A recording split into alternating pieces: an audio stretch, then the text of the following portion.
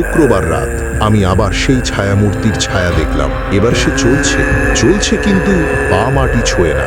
হাঁটার ভঙ্গিতে শরীরটা সামনের দিকে যাচ্ছে, কিন্তু ছায়ার নিচে পায়ের ছাপ নেই। আমি তখনই দরজার ছিটকিনি মেরে ভিতরে ঢুকে গেলাম। জানালার পর্দা নামালাম। একসময় ঘুমিয়ে পড়েছিলাম। ভোর রাতে ঘুম ভাঙল ব্যারিকেডের আওয়াজে।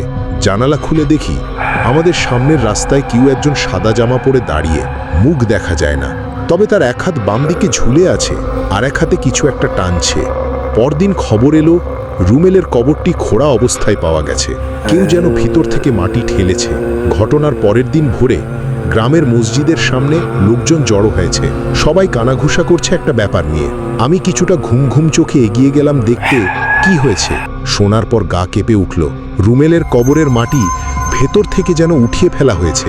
কবরের চারপাশে গর্তের চিহ্ন নেই, অথচ মাঝখানে মাটি উঁচু হয়ে আছে। ভেতর থেকে কারো ঠেলা ছাড়া এটা সম্ভব না।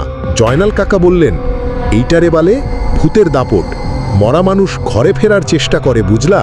একজন আবার বলল, রাতের বেলা যদি কেউ তাকে দেখে ফেলে সে আর বাঁচে না।